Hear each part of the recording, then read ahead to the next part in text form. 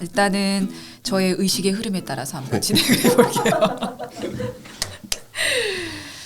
아, 반갑습니다. 이렇게 라디오 같은 마이크 앞에 서본 지가 진짜 언젠지 모르겠어요. 너무 떨리고 목소리가 갈라질까봐 더 긴장이 되고 어쨌거나 반갑다는 말씀으로 시작을 하고 싶어요. 네, 오랜만에 뵙습니다. 네, 잘 지내셨어요? 뭐 다들 그렇지만 코로나가 있긴 했지만 그래도 괜찮았던 것 같아요. 저는 처음에 코로나가 굉장히 괴로웠는데 네. 한 3년 정도 됐잖아요. 이제 거의. 그쵸. 네, 20년부터 20년부터 시작됐으니까. 시작했으니까. 이게 살다 보면 왜 그때는 모르는데 세월 지나고 보면 이때가 변곡점이구나 싶은 때가 있잖아요. 저는 코로나가 그랬던 것 같아요. 그러니까 개인적인 삶에 좀 더 변곡점이 있지 않았나 싶었어요. 그 전에 진짜 바빴거든요. 3개월마다 한 번, 2개월마다 한 번 해외 나가고 그리고 뭐 환자 수술도 많고 막 그러니까 내 삶이 어떻게 가는가를 잘 볼 수가 없었던 것 같아요. 근데 코로나가 오고 해외를 일단 딱 못 가게 되고 진료도 조금 옛날보다는 좀 더 줄고 수술 케이스도 확실히 줄고 이러니까 제 개인적인 건강에 대해서 더 생각해보기도 했고 그리고 좀 생각해볼 시간이 많았던 것 같아요. 강제로. 네, 한편으로는 그런 생각도 들었어요. 진짜 현대인들 너무 바쁘게 살잖아요. 그렇죠. 그러다가 이 코로나가 딱 터지니까 모두에게 약간 쉼을 주는 그런 시간이었다고나 할까요? 사실 저는 코로나 전부터 시작하긴 했었지만 자전거를 굉장히 많이 타게 됐었어요. 그러니까 그 전에 타던 거랑 다르게 아마추어 대회에 나갈 네네. 목적으로 준비하고 막 이렇게 많이 타게 됐는데 자전거라는 게 대체로 혼자 타고 오랜 시간 동안 보통 한 5시간 이상 그냥 계속 안장에 올라가서 생각할 수 있는 시간이 되게 많았어요. 맞아요. 네. 그리고 맞습니다. 그렇게 육체적인 이제 환경이 변하니까 몸과 마음이 별개가 아니듯이 사고도 조금 변하는 것 같더라고요. 유연하게. 유연하게 혹은 의미에 대해서 좀 더 생각하게 되는 것 같아요. 내가 때까지 했던 일들 혹은 위치 감각이라 그러죠. 지정학적으로 내 위치가 어디고 사회에서 뭐가 필요하고 주변과의 관계, 공동체와의 관계 이런 것들을 한 번도 생각하고 살아본 적이 없어요. 저는 제가 사는 거에 바빠서. 맞아요. 그랬는데 내가 뭔가를 어떻게 해야 되는 게 놓치고 있는 게 있었나? 놓치고 있는 게 있지 않을까? 그런 걸 좀 더 생각하는 것 같아요. 그러니까 우리나라가 코로나 시기 중에 보여줬던 가장 멋진 게 저는 공동체 의식이라고 생각하거든요. 네. 나 혼자 사는 곳이 아니고 대한민국은 우리 모두가 같이 사는 곳이야. 그렇기 때문에 마스크를 쓰고 그렇기 때문에 자가격리를 잘 충실하게 이행했고 그렇기 때문에 백신을 맞았고 저는 그런 우리라는 의식이 이렇게 도움이 되는구나. 사실 그게 아나운서님과 지금 이 이야기를 하게 되는 이유기도 한 것 같아요. 맞습니다. 코로나 때문에 어떻게 지내셨어요? 질문 하나 던졌는데 지금 이렇게 긴 썰이 나오게 됐거든요. 근데 선생님하고 얘기를 하다 보면 참 철학적인 분이라는 생각이 들거든요. 이제 그런 생각들 하나하나 풀어보고자 사실은 저희가 이런 자리를 마련한 건데 그러려면 저도 유명한 아나운서는 아니에요. 그래서 이 목소리 누구야? 하고 이제 청취자분들께서 생각을 하실 수 있어요. 저는 이제 10몇 년 동안 그래도 아나운서 생활을 하고 있는 김민희 아나운서고 그리고 제 앞에서 이렇게 썰을 열심히 풀어주고 계신 박성훈 원장님을 제가 한번 제대로 좀 소개를 해드려야 되지 않을까 싶습니다. 한 포털 사이트에서 검색을 해봤어요. 일단은 세움 비뇨기과 의원 대표 원장이시고 그리고 세계성학회, 미국 비뇨기과학회, 대한비뇨기과학회, 대한남성과학회 정회원이세요. 요렇게밖에 안 나오더라고요. 네. 저는 사실 인터뷰를 우리가 여러 번 했잖아요, 선생님.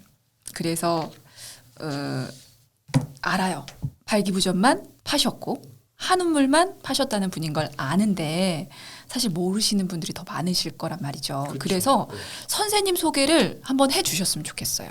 의사들을 바라볼 때 중요하다고 보는 면이 있어요.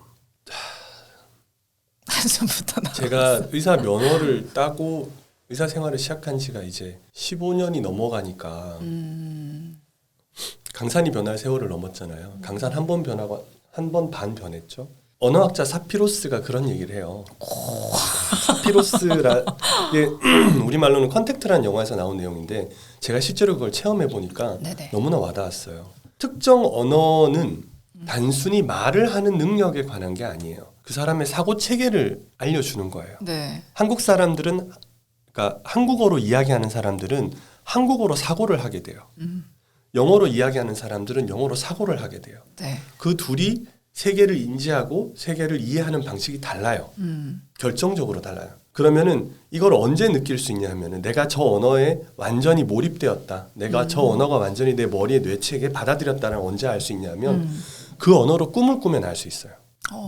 그 언어로 꿈을 꾸는 순간 그 사람은 뇌 구조가 저는 바뀐다고 봐요. 그게 사피로스 이론 중에 하나였어요. 네네. 의사로서 15년을 살고 나면 그 언어랑 마찬가지인 것 같아요. 저는 그 환경에 너무 길들여져 있어서 제가 제 뇌 구조가 바뀐 거를 많이 느끼거든요. 저는 더 이상 환자들의 시각으로 의사들을 바라볼 수가 없더라고요. 그래서 제가 아나운서님이랑 이야기하는 이유 중에 하나인데 의사로서의 제 모습을 설명해 보라라고 하면 전 아마 의사들이 중요하게 생각하는 몇만 이야기를 할 거예요. 과연 의사들이 그러면 뭘 중요하게 생각하는가라고 환자들에게 좀 더 알려주고 싶은 혹은 청취자들이 알았으면 하는 건데 그런 의미에서 제 소개를 하자면 저는 비뇨기과 전문이죠. 그러니까 그렇죠. 지금은 비뇨의학과라고 이름을 바꿨지만 맞아요. 제가 면허 딸 때는 비뇨기과였어요. 그리고 나이 계산된다니까 그런 거에서. 이제 더 이상 젊지 않죠. 그리고 이제 개인병원 원장이에요. 흔히 얘기하는. 네네. 그냥 뭐 대표 원장이라는 표현 저는 썩 마음에 들진 않아요. 그냥 원장이면 원장이지 무슨 대표가 있겠어요. 그래서 저 혼자고요. 지금은 병원에. 예전에는 이제 펠로우 하던 친구도 있었지만 네. 그 친구는 이제 잘 다른 곳에서 일하고 있고 개원한 지 10년 차 돼요. 개인 병원을 개원한 지 10년 차. 그러면 왜 개인 병원 개원한 지 10년 차라는 표현을 꼭 붙이냐 하면 네. 보통 3년이 넘어간 날을 봐요. 왜요? 3년 전에 대부분 많이 이제 폐업을 접어요? 하거나 소위 말하면 망하는 거거든요. 힘들어서. 네.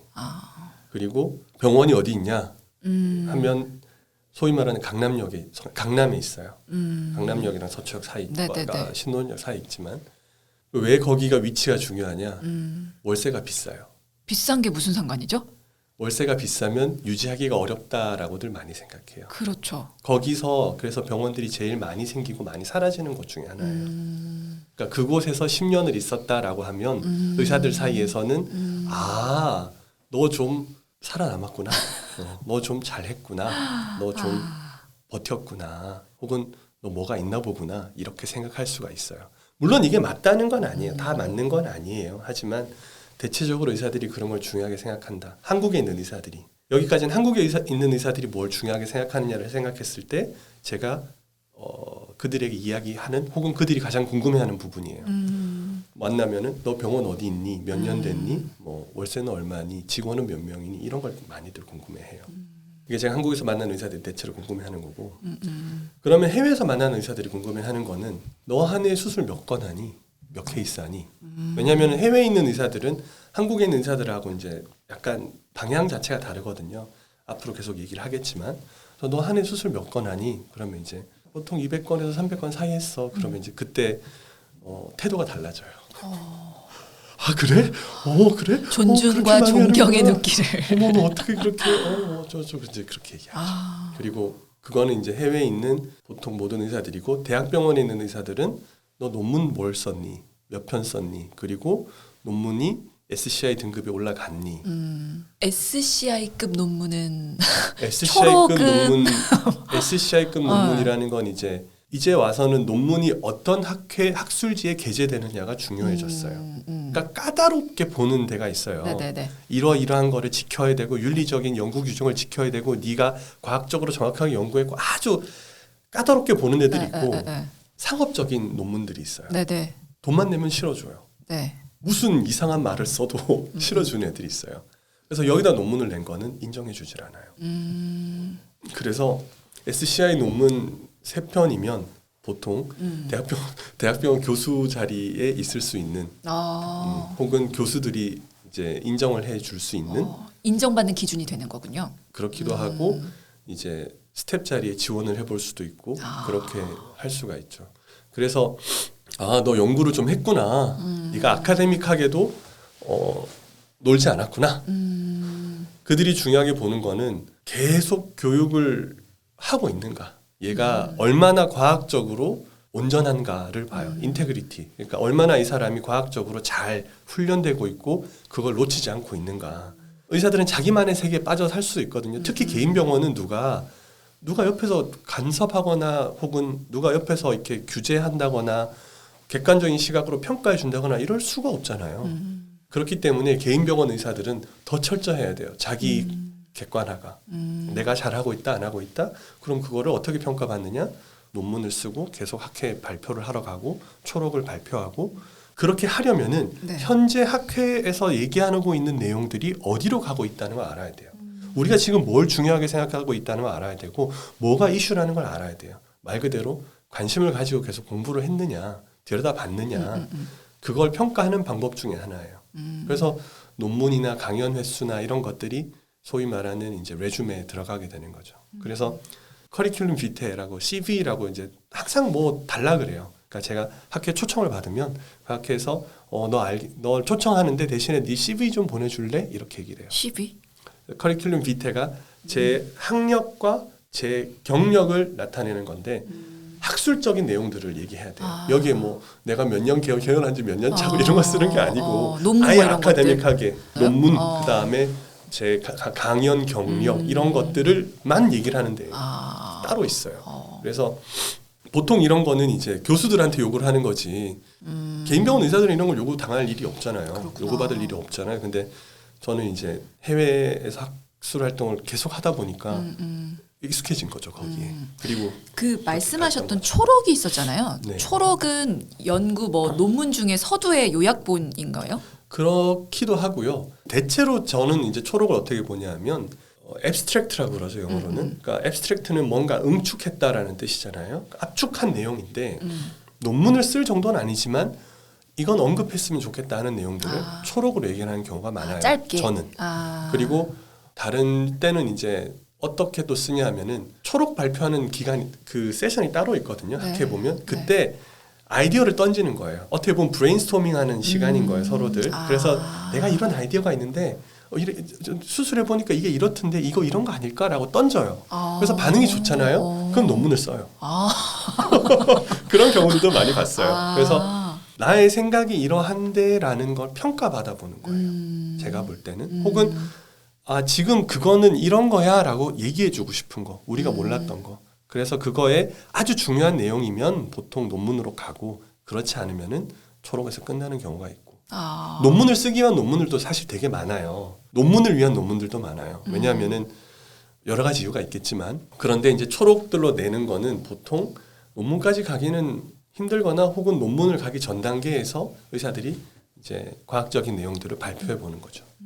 정리를 좀 해봐야 될 것 같아요. 지금 박성호 원장 선생님 별명 하나 나온 것 같아. TMI 원장님이라고 해야 될 것 같아. 일단은 그러니까 개인 병원에 계시면서 지금 SCI급 논문을 3편 쓰셨고 초록을 13개 연구를 했다고 말씀을 하셨고 뿐만 아니고 강남역에 개인 병원 개원 10년 차인 TMI 원장님이다. 뭐 이렇게 정리를 하면 될까요? 그렇죠. 그리고 이제 해외에서 제 친구들이 많이 알고 있는 거는 굉장히 그렇기 때문에 이색적인 거예요. 보통 상업적인 면만 추구하거나 아니면은 학술적인 면만 추구하거나 그 둘 중에 하나인데 한국에서도 마찬가지지만 그 중간에 있거든요. 저는 그들이 보기에. 네. 근데 제가 보는 시각에서 그 둘은 떨어질 수가 없거든요. 한쪽이 다른 한쪽과 필수 불가결의 상황이거든요. 그래서 이해받지 못해요. 어느 쪽에서도 사실은. 선생님이? 저는 항상 아웃사이더였어요. 진짜요? 어릴 때부터도 그랬지만 지금도 여전히 저는 아웃사이더라고 스스로 제 정체성을 그렇게 생각을 해요. 그래서 아웃사이더이기 때문에 내부자 그 안쪽의 시선으로만 바라보질 않는 거예요. 항상 양쪽에 좀 비판적이에요. 객관적으로 바라볼 수가 있고 그리고 그들이 당연하게 생각하는 거를 저는 당연하게 받아들이지 못하겠어요. 그게 어떻게 보면은 좀 색다른 시각으로 얘기를 할 수 있지 않았을까? 그게 제가 어떻게 보면 소위 말하는 살아남았거나 지금의 자리에 올 수 있었던 이유가 아닐까? 저는 그렇게 생각을 해요. 의사들이 이런 얘기 안 하잖아요. 대체로들. 못하죠. 네, 안 하는데 그런 아웃사이더였기 때문에 제가 이런 얘기를 하고자 하는 거 아닐까? 하지만 궁극적인 목적은 이런 얘기를 통해서 사람들에게 정보를 전달해주고 싶어요. 특히나 의사들 내부자들이라고 할 수 있는 의사들은 아까 얘기했지만 의사가 되면 뇌구조가 바뀐다 그랬잖아요. 인턴 레지던트 때부터 혹은 의과대학 시절부터 그렇게 교육을 받아요. 어떤 혹은 교육을 그런 받아요? 문화에 익숙해져요. 우리하고 너희 이쪽 저쪽을 가르게 돼요. 의사들하고 의사가 아닌 사람들을 가르게 돼요. 그래서 의사들 세계를 이쪽이라고 생각하고 환자들 혹은 환자 보호자들 일반인들 이렇게 표현해요. 저쪽이라고 봐요. 그래서 저는 우리 이쪽 세계 안에 있는 이야기들을 내부자의 시선이지만 그들을 좀 더 객관적으로 관찰해서 그 내부자들의 이야기를 저쪽 일반 사람들에게 전달해주고 싶었어요. 근데 나 너무 걱정된다. 아니 내부자시잖아요. 그럼에도 아니 요거 얘기했다가 더 아웃사이더 되실까봐. 갈 데가 없는 것 같아요. 그리고 아 나 걱정되는데. 그리고 양쪽 모두를 위한 거라고 저는 생각해요. 아 그러니까 차차 이야기를 하겠지만. 내부자들끼리에서도 무슨 변화가 일어나야 한다. 뭐 그런 의미신가요? 그래서 양쪽 모두에게 예전과는 우리가 지금 세월 사는 시대가 너무 많이 달라졌어요. 기본적으로 특정 이익 집단이라고 얘기할 수 있는 집단들의 내부자들 이야기가 예전처럼 더 이상 새어나가지 않는 시대가 아니에요. 아 그렇죠. 두 번째는 고인물은 썩어요. 고인물은 썩어요. 네, 맞아요. 고인물은 썩어요. 그건 어느 집단이나 어떤 역사에서나 마찬가지였어요. 우리가 의사사회, 의사 집단들을 혹은 약사 집단이나 뭐 파일럿도 마찬가지고 다 뭐 변호사 집단도 마찬가지고 다 이익 집단이라고 보잖아요. 근데 그런 집단들의 권력을 유지하는 형태는 뭐냐면 결국 정보의 통제예요. 지금은 정보가 힘인 시대예요. 제가 보기에는. 그런데 여기에 있는 내부자들의 정보를 좀 더 외부자들이 알면 그때 비로소 소통이 이루어지는 거거든요. 그게 변화의 시작이라고 저는 보는 거거든요. 그리고 변화가 있어야지만은 우생학은 아니고 유전학에서 잡종강세라는 표현이 있어요. 어려워요. 풀어주세요. 네, 잡종강세가 뭐냐면 콩을 양쪽 유전적으로 형질이 다른 애들을 같이 섞어야 네네. 더 튼튼한 애들이 나와요. 아 유전적으로 같은 애들끼리 계속 교배를 하잖아요. 그러면은 열성 유전자가 더 많이 발현돼요. 그러니까 영국의 왕조를 보면 영국은 왕족들끼리 계속 결혼시켰단 말이에요. 맞아요. 계속 유전병 나오고 막 뭐가 나오고 그래서 망하는 거예요. 결국에는 망했다는 표현보다는 언어를 좀 우리가 죄송합니다. 제가 이게 평소에 워낙 네 아무튼 그래서 잡종 강세 서로 다른 종류의 것들을 교배를 해야 된다. 이게 이제 유전학에서는 이미 입증되어 있는 내용이거든요. 근데 유전학은 단순히 유전적인 얘기만 한 게 아닌 것 같아요. 사회적인 형질도 우리가 그렇다고 봐야 될 것 같아요. 그래서 의사들의 사회적인 형질도 저는 향후 더 변해가야 된다고 생각하는 사람이에요. 더 대화를 하고 더 서로를 이해할 수가 있고 실제 진료 현장에서 맞닥뜨리게 되는 많은 어려움 중에 하나가 같은 한국어로 이야기를 하는데 대화가 되질 않아요. 서로 이해를 못하는 거예요. 그게 사이먼 가펑클 사운드 오브 사일런스라는 노래가 있잖아요. 몰라요. 모르세요? 몰라요. 그 노래 주제 내용 가사 중에 하나가 그런 내용이거든요. 말하지만 대화하지 못하고 듣지만 이해하지 못하고 공감하지 못하고 그런 상황이 저는 안타까웠어요. 그래서 그런 이유가 서로에 대한 이해가 부족해서 그런 거 아닌가? 환자들의 입장은 저희가 많이 듣거든요. 근데 환자들이 의사들의 입장을 들을 기회가 잘 없어요. 오랜 시간 동안 그 의사랑 이야기할 수가 없잖아요. 맞아요. 그래서 그게 안타까웠어요. 그거를 어떻게 좀 변화시켜 볼 수 있지 않을까? 결국 그거는 저변에서 변화가 있어야 될 거고 환자들이 의사들이란 존재들을 좀 더 잘 이해해 보면 어떨까? 그게 제 생각이었어요. 그러니까 의사들 내부의 이야기를 지금 전해주신다는 얘기잖아요. 그렇죠. 그러니까 의사들이 아니면은 의사들끼리가 아니면 궁금해하지 않는 혹은 환자들이 흔히 알 수 없는 더 얘기해 보자면 환자들이 결국 의사들의 삶을 이해할 수 있어야 의사들과 만날 때 아, 저 사람들이 저래서 저런 이야기를 하는구나. 그건 그래요. 맞아요. 저 사람들이 왜 저런 언어를 쓰고 왜 저렇게 나한테 이야기하지? 내가 이런 얘기를 했을 때 왜 저런 반응을 보이지? 이해가 안 가잖아요. 서로 다른 종이 돼버린 거죠. 어떻게 표현하면은 같은 호모사피엔스도 불구하고. 네네네. 그래서 그거에 대한 간극을 좀 줄여보고자 하는 이유기도 해요. 노력, 시도이기도 해요. 그러면 내부자들의 이야기라고 하면 어떤 내용들을 푸실 계획이에요? 그래서 생각을 해봤어요. 네. 어떻게 해야 내부자들 이야기를 전달해 줄 수 있을까? 제가 제일 잘 아는 의사는 박성훈이에요. 제 자신의 그럼요. 삶이에요. 네. 그리고 의사로서의 제 삶은 일반적이진 않거든요. 다행히도. 다행히도. 그래서 그 소재 자체가 재미있기도 하고 내용 자체가 색다르기도 할 것이고 제가 왜 그것을 제 삶에서 그 분기점에서 왜 그런 선택을 했고 왜 그런 일을 하게 되었는지를 사람들에게 전달해 준다면 아마도 뭐가 중요하게 생각한다는 걸 알 수 있지 않을까? 의사들이 뭘 중요하게 생각했고 뭘 중요하게 보고 가치를 공유하는 게 저는 우리가 되는 방법 중에 하나라고 생각하거든요. 그래서 저 사람이 뭘 중요하게 생각하는가를 아는 게 중요하다고 봤어요. 그래서 의사로서의 제 삶을 해부해서 일단 전달하고 싶었어요. 그게 첫 번째일 거고 그 다음부터는 하나의 사안을 바라볼 때 의사들은 어떤 식으로 사안을 바라볼까? 혹은 의사들은 어떻게 만들어질까? 그것부터 시작해서 그렇기 때문에 저런 시각을 가지게 되는구나. 그렇기 때문에 저 사람들이 저런 목소리를 내는 거구나. 그렇기 때문에 내가 진료실에 갔을 때 의사들이 그렇게 이야기하는구나. 그렇기 때문에 내가 이런 병원을 갔을 때는 이렇게 해야 되겠구나. 어떤 의사가 나에게 맞는 의사일 수 있을까? 그런 것들에 대한 내용들을 이제 한번 같이 알아보고 싶었어요. 사실은 의사를 잘 알면 환자 입장에서는 그 의사를 잘 활용할 수 있을 것 같아요. 그런 의미에서 지금 알려주시겠다는 걸로 저는 들리는데 제가 환자가 돼 보니까 네. 저는 환자세요? 의사로 15년을 살았잖아요. 모든 사람은 환자예요. 모든 그게 사람은 없죠. 아플 수밖에 네. 없어요. 그 상황이 왔을 때 환자로서 느끼는 무력감은 심지어 제가 병원 업계에 저는 내부자라고 오랫동안 지내왔고 저는 환자를 보는 입장이었었고 그리고 제 분야에서는 제가 사실 전 세계에서 손꼽히는 사람이거든요. 실제로도 그래요. 자화자찬. 네. 저는 이제 그 얘기하는 거에 부끄럽질 않아요. 어느 순간이 되면 수술하는 의사들은 자신의 위치를 알 수가 있어요. 내가 어느 정도 하는 사람이구나. 학회에 나가서 이야기해보고 특히나 저처럼 객관적인 평가를 할 수 있는 기회가 있었던 사람들은 그걸 알아요. 그래서 거기에서 오는 자만이 아니라 이거는 네. 내 위치를 알게 돼요. 내 위치를 알면 내가 해야 되는 일도 알게 되는 거거든요. 그래서 그거는 과도한 평가거나 혹은 스스로를 제가 칭찬하기 위해서 하는 얘기는 아니에요.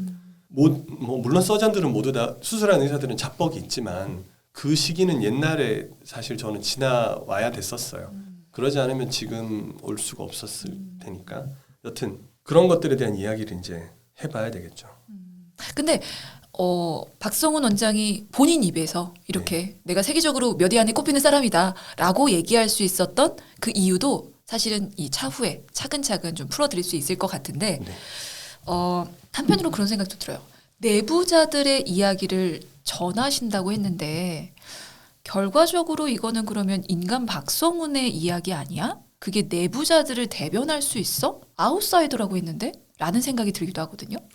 어떤 의미에서 보면은 제 이야기를 하나의 소재로 삼는 거지. 저 말고 다른 의사들의 이야기를 제가 더 잘 알 수는 없으니까 그 사람들 인생에서 왜 그런 선택을 했는가를 알아보기 위해서 사실 제가 해외 나갈 때 의사들이 인터뷰를 해요. 이거는 제가 아마 평생 동안 가지고 있는 제 문제의식이나 주제 중에 하나인데 어떻게 하면은 좋은 의사를 찾을 수 있을까? 어떻게 하면 우리가 그게 저는 항상 궁금했어요. 아까 제가 환자가 되고 입장에서 네네. 좋은 의사 찾기가 너무 어려웠어요. 솔직히 말하면. 아는 입장임에도 불구하고 네. 저 의사의 이야기를 내가 신뢰할 수 있는가? 저 사람이 좋은 의사인가? 나한테 좋은 의사야? 찾기 되게 어려웠어요. 그러면 어떤 의사가 좋은 의사야? 그 궁금함이 생긴 거예요. 네네. 어떤 의사가 좋은 의사야? 뭐가 좋은 의사의 정의가 뭐야? 그 좋은 의사는 어떻게 찾아야 되는 거야? 너무나 막막하고 어려운 거예요. 네.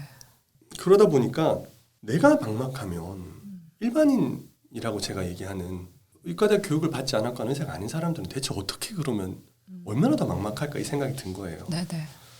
그래서 그 사람들이 어떻게 하면은 좋은 의사를 찾을 수 있을까? 네. 저 사람이 좋은 의사야 이렇게 얘기하기 쉬워요. 근데 그 사람이 지금은 좋은 의사일 줄은 몰라도 앞으로 10년 이후에도 좋은 의사일까? 20년 이후에도 좋은 의사일까? 그건 아닐 것 같아요. 물고기를 주는 게 아니고 물고기를 잡는 법을 알려줘야 되는 거 아닌가? 왜냐하면 좋은 의사는 계속 바뀌게 되고 제가 아무리 수술을 잘해도 술을 막 진탕 먹고 나서 그 다음날 수술하면 저도 잘 나올 수가 없을 거예요. 네. 그러니까 제 말은 변화가 계속 있다는 거예요. 네. 사람은 그렇기 때문에 어떻게 그 근본적인 방법을 좀 알려줄 수 있는 방법이 없을까? 그거를 찾고 싶었어요. 좋네요. 그거를 한번 같이 고민해 보고 싶었어요. 저도 이건 정답은 없는 것 같아요. 답을 구하신 게 아니에요. 여전히 저도 어려워요. 하지만 거기에 있어서 이런 게 제일 도움이 되겠구나라고 생각하는 부분은 있어요. 그래서 이 이야기를 해보고 싶었어요. 알겠습니다. 되게 어떻게 보면 너무 두루뭉실하다. 그래서 좋은 의사를 뭐 찾는 법을 알려주겠다는 건가 생각하실 수도 있고. 맞아요. 좋은 의사 찾는 법을 알려드리겠다는 거예요. 생각보다 너무나 쉬워요. 제가 볼 때는. 그거는 느낌이라고 봐야죠.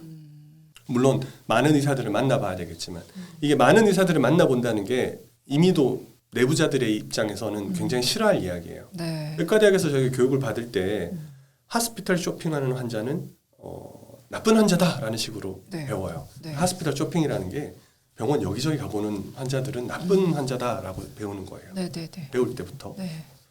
저는 그때는 이제 학생이니까 뭐 비판 없이 받아들였죠. 하지만 나중에 제가 의사가 되고 나서 생각해 보니까 좀 이상한데? 그리고 제가 환자가 되고 나서 생각해 보니까 더 이상한 얘기인 거예요. 어떻게 모든 의사들이 똑같은 수준이라고 얘기할 수가 있지?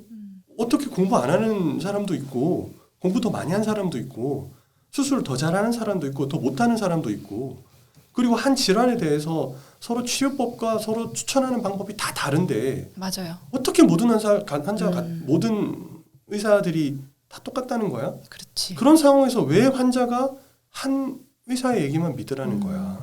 맞아요. 저는 그때 그 얘기에 되게 나중에서야 큰 의심이 생긴 거예요. 이게 제가 내부자가 아니라고 하는 이유 중에 하나예요. 내부자이지만 경계에 서 있을 수밖에 없는 아웃사이더라고 얘기하는 이유예요. 저는 그 얘기가 이제 받아들일 수가 없어요. 이상하다고 생각해요. 정말 이상하고. 그럼 환자들이 사실 여러 병원을 갈 수 있는 자유가 있고 권리가 있기 때문에 네. 그런 상황에서 그럼 어떻게 의사들을 선택할 수 있을까? 환자들은 전문적인 의학 교육을 받지 않았다고 제가 얘기했잖아요. 그래서 의사들이 중요하게 생각하는 부분을 중요하게 생각하는 훈련을 받지를 못해요. 혹은 그런 기회가 없어요. 뭐 우리가 물론 얘기하는 내용들에서 좀 더 이해를 하실 수 있겠지만 그것도 한계가 있을 것 같아요. 결국 수술을 해보면 제가 의사들을 수술하는 걸 평가하려면 그 사람 학회 논문 발표하고 수술 비디오 보고 이런 게 아니고 실제 수술하는 걸 옆에서 봐야 되더라고요. 그 사람 진료하는 걸 옆에서 봐야 되더라고요. 그러면은 뻥을 못 쳐요. 그래서 저는 그 사람 수술하는 것만 보지 않고 그 사람의 수술 후 진료하는 데까지 꼭 따라가요. 아주 끝까지 집요하게 오타쿠 기질을 그런 면이 있어. 그래서 왜냐하면 그거는 제가 그래야 컬렉션이 완성된다고 저는 생각해요. 그 사람의 진료 전체를 컬렉션을 해야 그 사람이 이야기하는 것을 평가하고 어디까지 믿어줄 건지 어디까지 내 진료에 적용을 할 건지 결국 나는 내 환자들에게 적용을 해야 되니까 그렇기 때문에 환자들이 의사들을 그렇게 평가할 수가 없어요. 불가능해요. 이미 평가를 할 시기에는 수술 다 받고 다 끝난 이유야. 진료 다 받고 말 그대로 일이 끝나고 난 이유예요. 그렇기 때문에 그 전에 어떻게 하면 그거를 잘 선택하게 할 수 있을 것인가? 그거는 환자들의 느낌이라고 봤어요. 느낌, 직감. 느낌. 만났을 때 우리가 저 사람 좋은 사람 같다. 첫 대면했을 때. 나랑 맞는 것 같다. 안 맞는 것 같다. 몇 마디 얘기해 보면 알잖아요. 느낌에서 오지. 느낌이 가장 믿을 만한 아군이 아닐까라고 생각했어요. 되게 어떻게 생각해 보면 아니 느낌을 어떻게 믿으라는 거야라고 얘기하실 수도 있어요. 하지만 느낌이라는 뇌의 작용은 뇌를 가지고 있는 소위 말하는 동물들 중에서는 인간에게서밖에 생기지 않아요. 느낌은 단순한 정신작용이 아니고 우리 뇌가 가지고 있는 인간의 뇌가 가지고 있는 가장 고차원적인 기능이에요. 네. 그래서 나이가 들수록 이 느낌은 절반 이상이 기억들로부터 생겨요. 좋다 나쁘다. 그리고 이 느낌이 무서운 이유는 결과적으로는 이 느낌이 그 사람의 행동을 결정하게 해요. 그렇죠. 이 사람의 생존을 좌지우지할 수도 있는 결정을 하게 만들어요. 그렇기 때문에 환자들을 제가 직접 만나보잖아요. 진료실에서. 네. 그러면은 제가 하는 수술은 상당히 고가예요. 거의 수천만 원 하는 수술이거든요. 그런 수술을 결정할 때 환자들이 느낌으로 결정을 해요. 제가 원장님을 여러 번 뭐 유튜브에서 봤는데요. 원장님 여러 TV에서 봤는데요. 혹은 뭐 했는데요. 제가 여러 병원을 다녀봤는데요. 원장님이 느낌이 제일 좋았어요. 그거를 혹은 신뢰가 더 갔어요라는 평가를 표현을 하기도 하고 원장님이 제일 마음에 들었어요. 원장님이 제일 잘해주실 것 같았어요. 여러 얘기를 하지만 그분들은 제 객관적인 내용을 가지고 평가를 하신 것보다는 본인의 느낌이 뭔가 이유를 모르겠지만 느낌이 있었던 거예요. 그래서 자기 몸을 맡기는 거예요. 어마어마한 결정을 하는데 그때 이분들이 주변에 물어봤느냐? 별로. 아주 친한 친구가 이 수술을 받았다면 그때는 가능하겠지만 그런 경우는 잘 없거든요. 그러면 사실은 환자 입장에서는 선택의 여지가 없잖아요. 너무 지금 오프닝이 길게 가는데. 네. 근데 어쨌거나, 네. 근데 환자 입장에서는 이 의사 좋은 의사야라고 소문이 나거나, 뭐 누군가에게 추천을 받거나 그랬을 때 대면을 한 그 느낌이 너무 불친절하거나, 너무 무섭거나, 그냥 별로거나 해도 좋다고 하니까 그리고 뭐 잘 해주시겠지, 잘 치료해 주시겠지라는 그냥 그 믿음을 강제적으로 갖고 꾸준히 가서 치료를 받게 되는 것 같아요. 믿고 싶은 거죠. 날 그렇죠. 도와줄 사람이 네, 있을 그렇죠. 거라고 믿고 싶은 거예요. 그럼에도 그때의 나의 느낌을 믿으라는 말씀이세요? 그렇기 때문에 비교를 해봐야 돼요. 한 그렇기 군데만 가지 때문에 말고. 내 느낌이 아까도 말씀드렸지만 느낌이 생기려면 좋은 기억들이 있어야 돼요. 좋은 정보들이 있어야 돼요. 나에게 충분한 정보가 주어진다면 좀 더 내 느낌의 방향이 바뀔 수 있는 거예요. 공부를 하는 이유가 결국 내 느낌의 세계를 확장하기 위해서예요. 내 느낌이 바른 방향으로 가기 위해서예요. 수술도 느낌이에요. 수술 과정 중에 좀 이상한데? 느낌이 있어요. 오래 수술을 했던 경험이 많고 공부를 많이 한 그리고 이 수술에 대해서 소위 말한 정통한 사람들은 정통하지 않은 사람들이 무시하는 느낌이 생겨요. 네. 그걸 무시하지 않아요.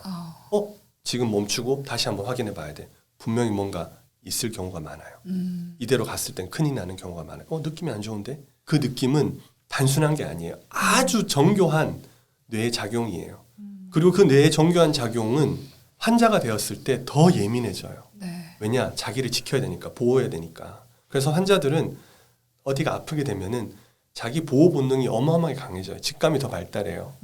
그때 느낌이 제대로 작용을 하려면 제가 볼 때 의사들에 대한 정보가 충분해야 되는 거예요. 말 그대로 이쪽 세계에 대한 정보가 충분해야 너무 와닿네요. 제대로 된 느낌을 받을 수 있지 않을까? 그러네요. 그게 가장 환자들에게 효율적인 방법이 아닐까? 지금 우리가 아무리 오랜 시간을 얘기한다고 하더라도 제가 어떻게 해야지 좋은 의사가 되고 어떻게 해야지 좋은 의사가 될 수 있고 뭐가 그 사람들을 좋은 의사가 될 수 있게 만들어주는지를 아무리 오래 얘기한다고 해도 내일의 의사들과 모레의 의사들은 또 다를 거예요. 1년 뒤의 의사들과 2년 뒤의 의사들과 그들이 그럼요. 받은 교육과 그들이 겪게 되는 상황은 다 다를 그럼요. 거예요. 하지만 절대 우리를 대체로 배신하지 않고 도와줄 수 있는 가장 효율적인 무기는 내 느낌이에요. 우린 느낌에 구속이 돼 있어요. 그 느낌이 가장 큰 아군이에요. 무슨 말씀인지 알겠어요. 그래서 저는 그 느낌들에 큰 영향을 주는 기저에 작용을 해야 되는 기억의 편린. 사실 기억의 편린이라는 거는 정보죠. 다양한 정보들을 제공해서 그리고 그걸 제가 한쪽 시각으로만 얘기하지 않을 수 있으니까 네.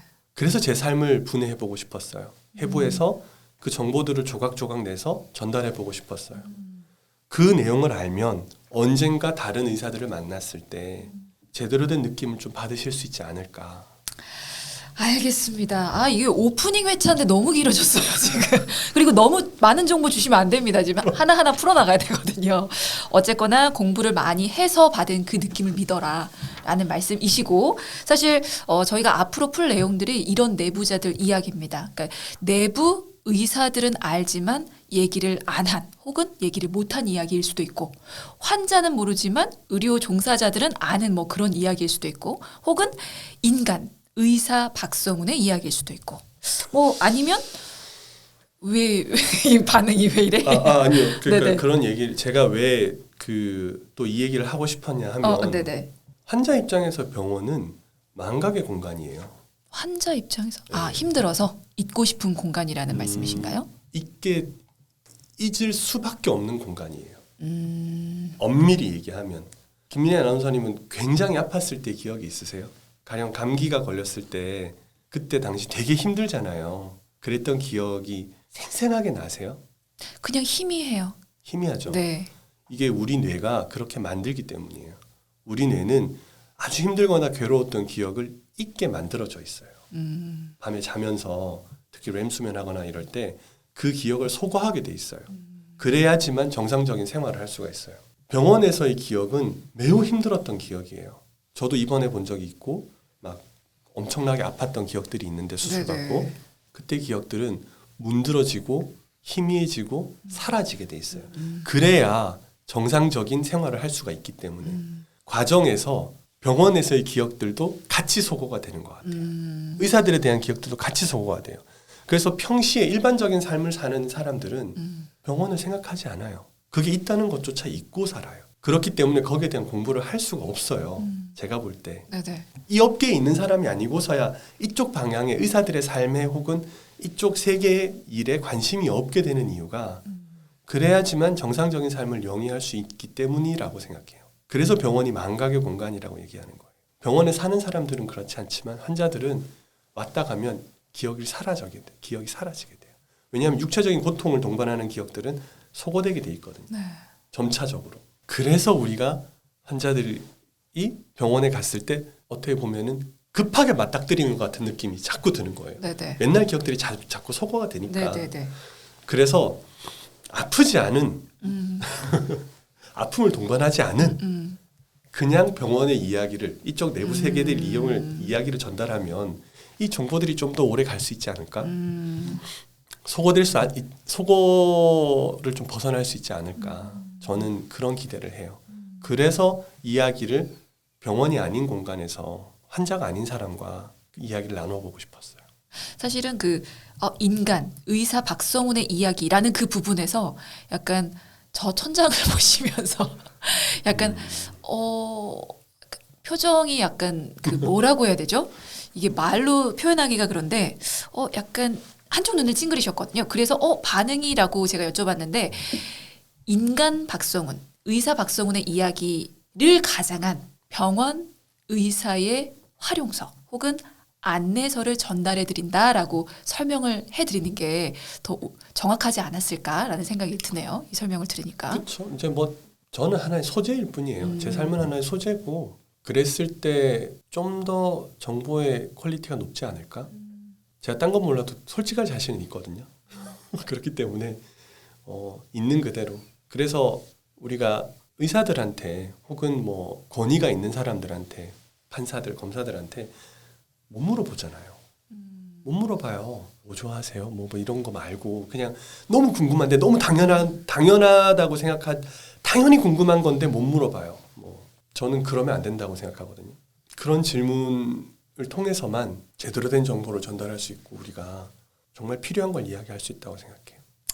알겠습니다. 근데 제가 진행을 해도 되는지 모르겠습니다. 저도 환자거든요. 환자 아닌 분하고 얘기하고 싶었다고 말씀을 하셔서 지금 당장 아프지 않은 뭐 절대 저는 남성 성기능을 치료하기 때문에 절병은 오실 일은 없잖아요. 근데 진짜 여쭤보고 싶은 게 많은 게 왜 하필 발기부전을 선택하셨을까? 혹시 그쪽에 문제가 있으신가? 뭐 이런 생각도 좀 들었는데 이런 것들 저희가 차차 앞으로 차근히 좀 풀어보도록 하겠습니다. 일단 오늘 오프닝 회차거든요. 네, 여기에서 좀 마무리 짓는 걸로 인사드리죠. 네.